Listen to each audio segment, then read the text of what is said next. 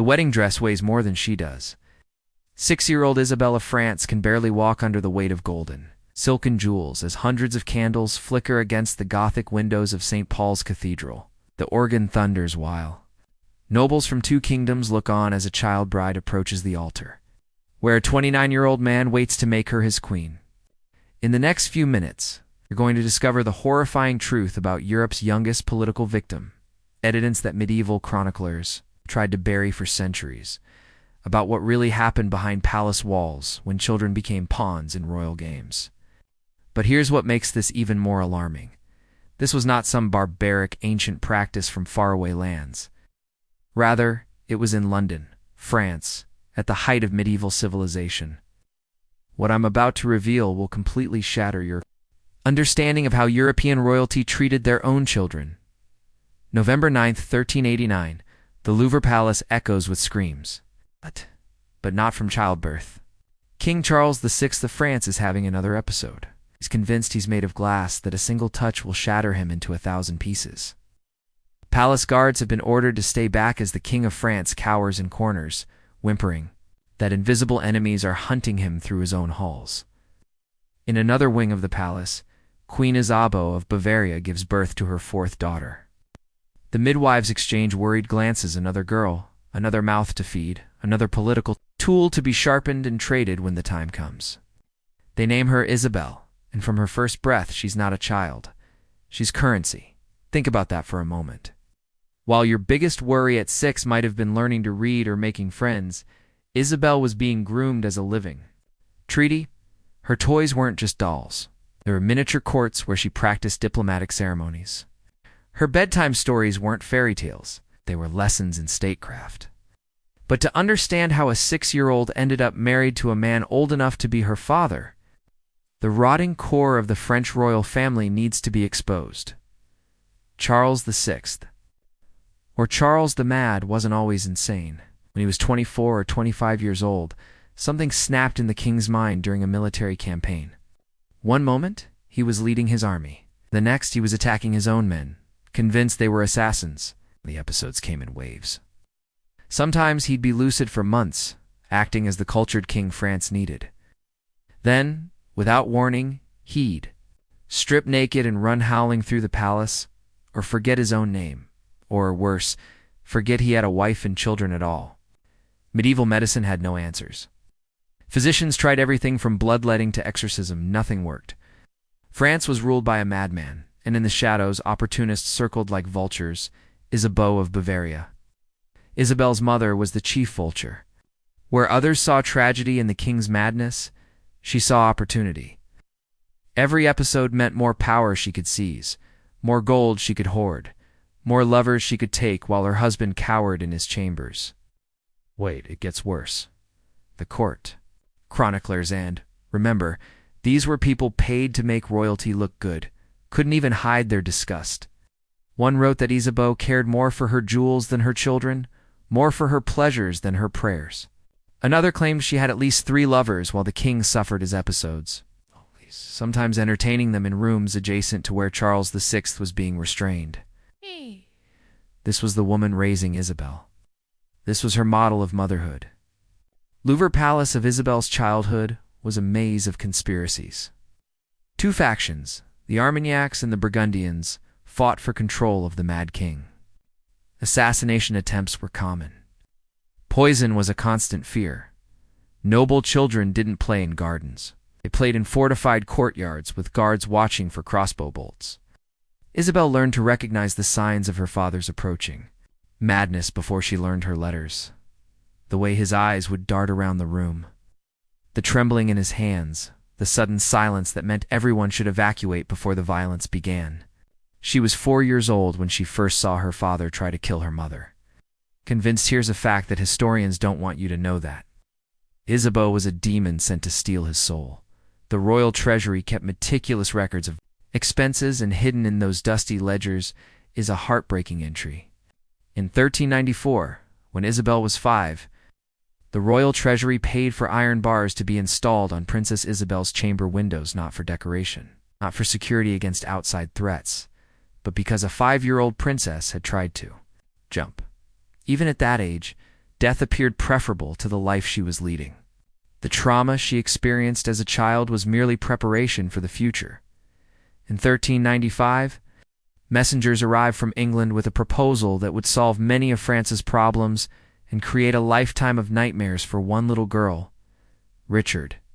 II of England was desperate. His first wife, Anne of Bohemia, had died, leaving him without heirs and without allies. His nobles were restless.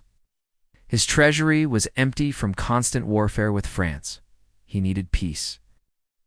He needed money, and he needed them immediately. The French council saw an opportunity to buy nearly 30 years of peace with English gold. All for the price of one 6-year-old girl. The negotiations are where this story turns from tragic to truly monstrous. Imagine this: grown men in velvet robes sitting around mahogany tables, haggling over a childlike merchants at a slave market. The English ambassadors initially balked at Isabel's age even by medieval standards. 6 was shockingly young. Most royal brides were at least 12, old enough to potentially survive childbirth. But the French negotiators had a counter-argument that should chill you to your core. They explained that taking Isabel young meant Richard could shape her too. His preferences: she would grow up knowing only English customs, only Richard's desires. She would be, in their words, more completely his. They were talking about grooming state-sanctioned. Internationally negotiated grooming of a 6-year-old child. The English wanted to inspect her first, that's right. Inspect her like livestock. French courtiers were ordered to parade Isabel. Before the English delegation, they examined her teeth, her posture, her hair. They made her walk back and forth to ensure she had no deformities. One English lord was overheard commenting that she would ripen beautifully. She was 6 years old. The final deal was struck in the summer of 1396. France would provide 800,000 livres, an astronomical sum equal to nearly 2 years of English royal revenue. In exchange, Richard II would get Isabel a 28-year truce and the return of captured French territories. But they saved the cruelest detail for last. The marriage contract, preserved in the English National Archives, contains a clause that modern historians often skip over. It specifies that, while the marriage would not be consummated until Isabel reached the proper age, Richard would have all other rights of a husband immediately. What were those rights? The right to control where she lived, what she learned, who she could see. The right to share her bed. Because medieval nobility believed young brides should grow accustomed to their husband's presence. The right to absolute authority over every aspect of her existence. They signed away her childhood with a stroke of a quill. When they told Isabel she was going to be Queen of England, she asked a question that her governess later recorded in her private letters. "Will I be able to bring my dolls?" Think about that. A 6-year-old's first concern about becoming queen was whether she could keep her toys, because that's what she was, a child who still played with dolls, who still needed help braiding her hair, who still cried when she scraped her knees. The French court threw itself into wedding preparations with obscene enthusiasm. Seamstresses worked day and night, creating a trousseau fit for a queen. 12 wedding dresses. 40 ceremonial gowns, jewels that had belonged to 3 generations of French Queen Zoe, sized for a 6-year-old body. Isabeau of Bavaria personally oversaw the preparations, showing more interest in her daughter's wedding than she'd shown in her entire upbringing. Why? Because this was her triumph. She successfully traded a daughter for peace and profit. The court poets composed verses praising her wisdom. No one wrote verses for the little girl being packaged for export. October 1396. The farewell ceremony at the Louvre was a masterpiece of political theater. Charles VI, in a rare moment of clarity, blessed his daughter with tears streaming down his face. Witnesses said he held her so tightly they had to pry his arms open. He whispered something in her ear that made her sob uncontrollably. Never know what a mad king said to his 6-year-old daughter in their last moment together. But servants reported that Isabel screamed for her father until her voice gave out. Long after the palace had faded from view, the journey from Paris to Calais took 2 weeks. 2 weeks of a terrified child being carried further and further from everything she'd ever known. Her French attendants later testified that she barely ate, barely slept. She clutched a small wooden doll, her favorite, until the pressure at Calais' handover made her fingers bleed. The handover took place like a hostage exchange, which, if we're honest, it was. The English delegation had built a massive tent city on the beach. Silk pavilions stretched as far as the eye could see, each flying Richard's personal standard. Musicians played. Acrobats performed. It was a festival atmosphere, everyone celebrating, except the 6-year-old prize at the center of it all. The moment of transfer was precisely choreographed. French nobles walked Isabel to the exact center of a measured field. English nobles met them there. Words were spoken in Latin words Isabel didn't understand. Papers were signed. Gold changed hands, and just like that, she belonged to England. But what happened next is where the fairy tale version of history falls apart completely. The English escorts immediately separated Isabel from her French attendants. Her governess, who'd raised her from birth, was sent back to France. Ladies-in-waiting were replaced with English women who spoke a language she didn't understand. Even her little dog, the pet she'd been promised could accompany her, was taken away because Richard didn't like small dogs. They stripped away every familiar thing in her life in the span of an hour. The journey from Calais to London was a blur of strange faces and incomprehensible words. The English tried to make it festive. Every town they passed through was ordered to celebrate their new queen. But imagine being 6, exhausted, terrified, and having strangers scream at you in a foreign language while bells ring and crowds press in from all sides. Isabel later told her confessor that she thought they were taking her to her execution. In her child's mind, all this ceremony could only mean death. She wasn't entirely wrong. November 1396, London. The city had never seen a spectacle like this. Richard II had spent a fortune he didn't have to intimidate his enemies and impress his subjects. Westminster Palace was covered in cloth of gold. The Thames was crowded with decorated barges. Every church bell in the city rang from dawn to midnight. St. Paul's Cathedral had been transformed into something from a fever dream. Thousands of candles, incense so thick it made eyes water, banners showing the joined arms of England and France, an altar covered in enough gold to buy a small army. And at the center of it all, a 29-year-old man waited to marry a 6-year-old child. Richard II cut an impressive figure, tall, elegant, with the refined features that court painters loved. He wore robes worth more than most nobles' entire estates. By all accounts, he was nervous, but not for the reasons you'd hope. See, Richard wasn't nervous about marrying a child. He was nervous about the politics. Would this buy him enough? Time to crush his domestic enemies? Would the French actually pay the full dowry? Would his nobles accept a queen who wouldn't be able to produce heirs for at least 6 more years? The moral implications? Those didn't seem to cross his mind. When they brought Isabel into the cathedral, the crowd actually gasped, not in admiration, in shock. She was so small, the ceremonial robes dragged behind her, requiring 2 attendants to carry the train.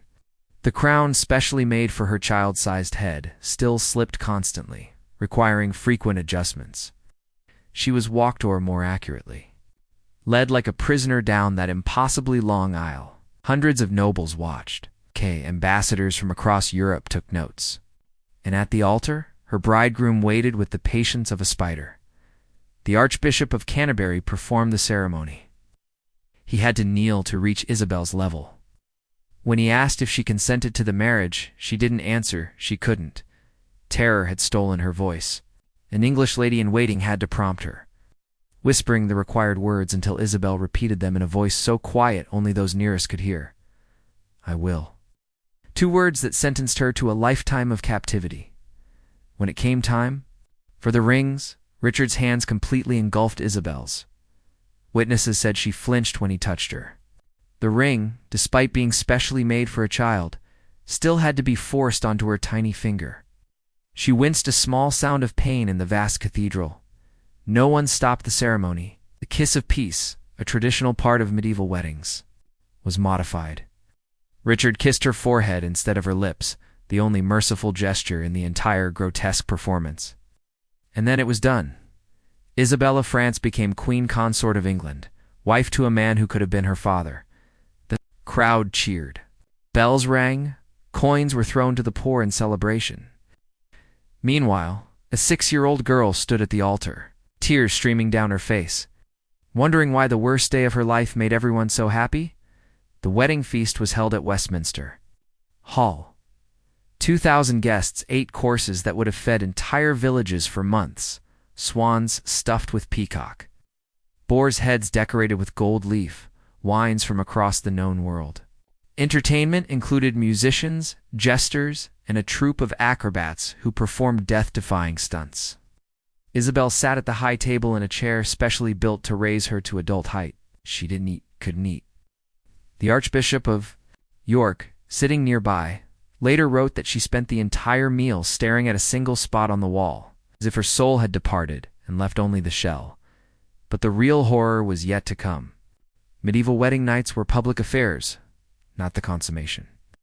Even medieval society wasn't that depraved. But the bedding ceremony itself, the bride would be undressed by her ladies, blessed by priests, and put to bed. The groom would join her, the curtains would be drawn, and the marriage would be considered complete. For Isabel, they changed the custom. She was put to bed in her shift, holding the one French doll she'd been allowed to keep. Richard entered the chamber. In his nightclothes, courtiers watched as he climbed into bed with a 6-year-old child. The curtains were drawn, the courtiers left, and for the first time, Isabel was alone with her husband. What happened that night? We don't know, Richard later swore. The marriage wasn't consummated, and there's no evidence to contradict him. But we do know that the next morning, Isabel's ladies found her huddled in a corner of the massive bed, refusing to speak or move. She didn't speak for 3 days. When she finally did, her first words were in French, asking, "When? Can I go home?" The answer, of course, was never. Now, here's where the story takes an unexpected turn. Richard, too, despite being part of this monstrous arrangement, seems to have treated Isabel with surprising gentleness after the wedding. He set her up in her own household at Windsor Castle, surrounded by French-speaking attendants he'd specifically recruited. He visited regularly, but maintained separate bedchambers. He showered her with gifts, not jewels or gowns, but toys, books, and a small white pony she named Blanche. Was this kindness, or was this grooming? Historians still debate. What we know is that Isabel slowly began to trust her husband. She learned English. She participated in court ceremonies. She even started to show affection for Richard, calling him my lord uncle, as if a child trying to figure out how they were related. Richard, for his part, seemed genuinely fond of her. He commissioned portraits where they're shown together him seated, her standing beside him, her tiny hand resting on his arm. He wrote poems about innocence and protection. He violently punished anyone who showed the queen disrespect. But don't mistake this for a redemption arc. A kind captor is still a captor. A gentle predator is still a predator. And a child bride treated well is still a child bride. Life at the English court settled into a bizarre routine. Isabel attended state functions, where she was displayed like an exotic pet. Foreign ambassadors would comment on how well-trained she was, how she could already recite English poetry and perform complex court dances. I've got 3 more shocking revelations coming up about what happened to child brides in medieval courts. But before we get started, let me know if you think this secret history is as disturbing as I did when I uncovered it. Subscribed with notifications on I release new investigations every week that reveal the dark side of historical figures. I promise you that Isabel's story is just the beginning of what the history books don't want you to know. No one mentioned that she still played with dolls in private, that she still had nightmares that made her scream for a father an ocean away, that her ladies had to coax her to eat because she was wasting away from homesickness. The English nobles were divided in their treatment of her. Some seeing which way the political winds blew, fawned over the child queen. Others, resentful of French influence and the massive dowry that had bankrupted the crown, treated her with barely concealed contempt. One incident, recorded by a chronicler but often omitted from sanitized histories, shows the daily horror of Isabel's existence. During a state banquet, an intoxicated nobleman made a crude joke about when the queen would be ready to conceive. The room erupted in laughter. Isabel, not understanding the sexual implications but knowing she was being mocked, burst into tears and fled the table. Richard had the nobleman flogged nearly to death, but he didn't stop the culture that made such jokes possible. Meanwhile, back in France, the situation was deteriorating rapidly. Charles VI's madness grew worse. Isabeau of Bavaria's corruptions grew bolder. The country spiraled toward civil war. The 800,000 lever dowry, meant to secure lasting peace, was spent within 2 years on Richard's lavish building projects and failed military campaigns. Isabel received letters from home, heavily censored by English officials. She wrote back, letters that survive in fragments. I pray for you all daily, one reads. I am well treated, but my heart remains with France. Another, more heartbreaking. Do you still remember me? I fear you have forgotten your Isabel. Already worried about being forgotten. Then in 1399 everything changed. In the span of a few bloody months, Richard II's rule had grown increasingly tyrannical. He'd exiled or executed many of his nobles. He'd ruled without parliament. He'd spent money England didn't have on projects England didn't need. The final straw came when he seized the lands of Henry Bolingbroke, Duke of Lancaster. Henry raised an army. Richard's support evaporated like morning mist. In August 1399, the king who'd married a child for power found himself prisoner in his own kingdom. But think about what this meant for Isabel. She woke up one morning as Queen of England. By nightfall, she was a 10-year-old widow. Richard was taken to Pontefract Castle, where, months later, he would die under mysterious circumstances, starved to death, some say. Murdered with an axe, others say. Isabel wasn't allowed to see him, wasn't allowed to say goodbye. The last time she saw her husband, the man who'd been captor and protector, nightmare and only friend, he was being dragged away in chains while she screamed. His name. Now she belonged to a new king, who saw her not as a child to protect, but as a problem to solve. Henry IV faced a dilemma. Isabel was still Queen of England in the eyes of the law. The French dowry had been spent. Sending her home meant returning money that no longer existed. Keeping her meant housing and feeding a living reminder of the previous regime. His solution was as cruel as it was practical.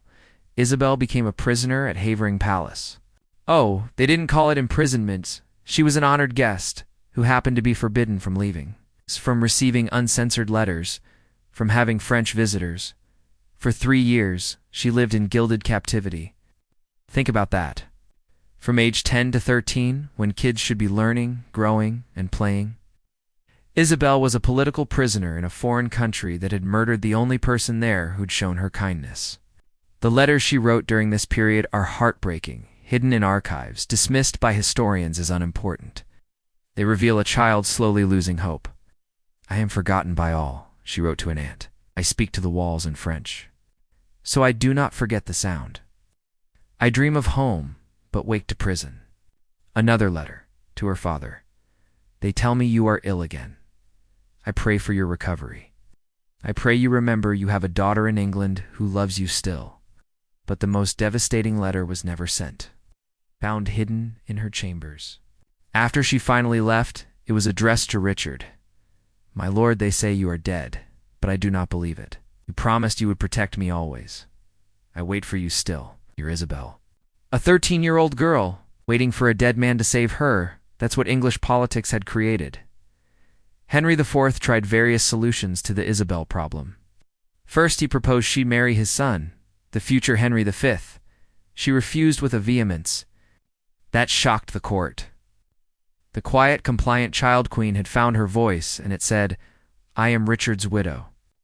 I will marry no English prince. Imagine the courage that took a 13-year-old girl, imprisoned and powerless, is defying a king who'd already killed one monarch. Henry's next plan was crueler. If she wouldn't remarry, she'd remain in England indefinitely, a hostage to ensure French good behavior. But Isabel had learned from her years at court. She knew how to play the game. She smuggled letters to France through sympathetic servants. She feigned illness to gain access to French-speaking physicians who could carry messages. she used her status as Dowager Queen to demand certain privileges, then used those privileges to build a network of supporters.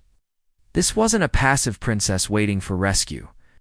This was a teenager who'd survived 2 kings and was determined to survive a third. Finally, the French court. Pressured by Isabel's increasingly desperate letters and needing to save face, demanded her return. Negotiations dragged on for 2 more years. Henry wanted compensation for the dowry. France wanted compensation for Isabel's imprisonment. Back and forth while a girl's youth withered in captivity.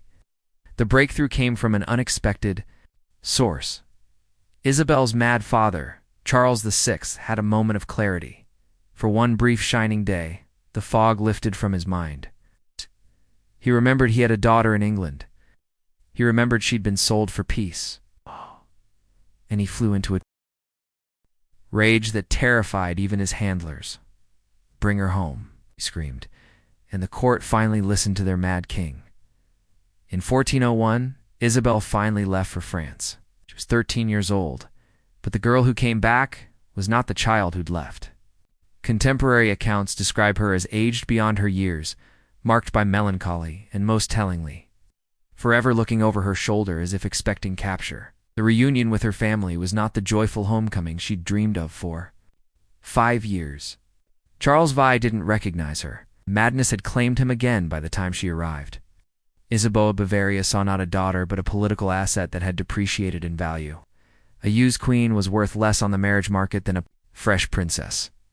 Still, Isabel was home French soil, French voices, French food. For a brief moment, she might have believed the nightmare was over. She was wrong. The nightmare was just changing shape.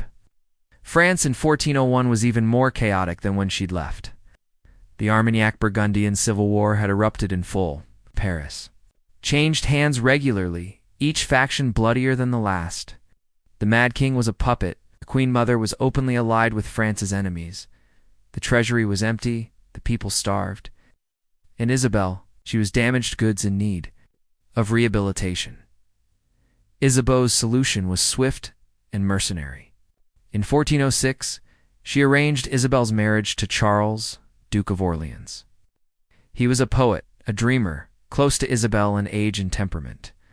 By all accounts, it was the first time in her life Isabel experienced something approaching love. Charles was gentle where Richard had been possessive, young where Richard had been aging. He wrote her poetry that spoke of healing and hope. For a brief, beautiful moment, Isabel knew happiness. They had a daughter, Joan. In 1409, motherhood transformed Isabel. Witnesses said she glowed with a joy they'd never seen before. She had someone to love who was truly hers, someone to protect, as she'd never been protected. But this is Isabel's story, and happiness was never meant to last. The birth was difficult for a body that had been malnourished by depression, worn down by stress, aged by trauma. The physicians, the same ones who couldn't cure a mad king, couldn't save a dying queen. As Isabel lay dying at age 20, she made one request. She wanted to hold her daughter one more time. They brought the infant Joan to her, and Isabel whispered something in the baby's ear. No one heard what she said. Her last words were for her daughter alone. She died on September 13th, 1409, to 20 years old. A queen twice over, a prisoner, a pawn, and finally, briefly, a mother who knew love. The court chroniclers spent exactly 3 lines on her death. 3 lines for a woman who'd been sold at 6, widowed at 10, imprisoned until 13, and dead at 20. 3 lines that focused on the political implications of her death, not the human tragedy of her life. But we know the truth now, hidden in archives, in private letters, in the margins of official histories where scribes sometimes told the truth. We know what was done to Isabel of France. She was not a princess in a fairy tale. She was a child sacrificed on the altar of politics. Her suffering was not noble or meaningful. It was preventable cruelty dressed up in silk and called diplomacy. Every time we romanticize the medieval period, every time we sigh over knights and ladies in courtly love, we're erasing victims like Isabel children who were bought and sold, women who were traded like livestock, human beings whose entire existence was subordinated to the games of powerful men. The proof is overwhelming.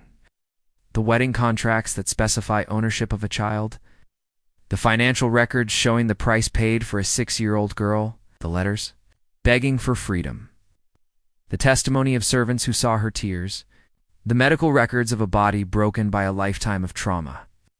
This was not an anomaly. Isabel's story was repeated hundreds of times across medieval Europe. Margaret of Anjou, married at 15, Philippa of England, betrothed at age 1. Girls, whose names we don't even know, because they weren't important enough to record. But Isabel. We remember not because her story was unique, but because enough fragments survived for us to piece together the truth. She stands for all of them, all the children sacrificed for their parents' ambitions. When you see medieval romances on screen, remember Isabel crying for her father as she was carried to England. When historians talk about the glory of chivalry, remember a 6-year-old asking if she could bring her dolls to her wedding? When people romanticize arranged marriages as different times, remember a 20-year-old dying from a body broken by a lifetime of being owned? Isabel of France was murdered not with a sword or poison, but with politics. Not in a day, but across 14 years of systematic destruction. Her childhood was murdered at 6, her freedom at 10, her hope at 13, and finally, her body gave up at 20. She left behind a daughter who would grow up to face her own political marriage, her own reduction to currency in the games of powerful men. The cycle continued because cycles continue when no one stops them. But we can stop romanticizing them and call them what they were instead. Child abuse, authorized by church and state, human trafficking, disguised as ceremony, destruction of innocence in the name of power. The next time someone tells you about the romance of medieval times, tell them about Isabel. Tell them about the 6-year-old bride who paid for peace with her childhood. Tell them about the letters begging to come home. Tell them about the 20-year-old who died, never having lived a single day for herself. That's the real medieval period. That's the truth behind the castles and crowns. That's the horror we've spent centuries trying to forget. But Isabel deserves to be remembered. Not as a queen, not as a political symbol, but as a child who should have been protected and wasn't. As a girl who should have been loved and was instead sold, as a woman who found love too late to save. Her gravestone reads, Isabel of Valois, Queen of England, Duchess of Orleans. It should read, Isabel, victim of a world that saw children as property. She was 6 years old, in a wedding dress that weighed more than she did, and nobody saved her. That's the horror that should haunt us, not ghosts or monsters or things that go bump in the night. But the real horror of real people doing unconscionable things and calling it civilization. Isabel of France. Remember her name? Remember her story? And remember that the only thing necessary for such evil to flourish is for good people to look away and call it history. The little girl who asked if she could bring her dolls to her wedding deserves at least that much. If Isabel's story shocked you, you need to see what happened to Catherine Howard, another child bride whose fate was even more horrifying. I've uncovered execution records that prove she wasn't the adulteress history claims. Subscribe for more suppressed historical truths, and I'll see you in the next investigation.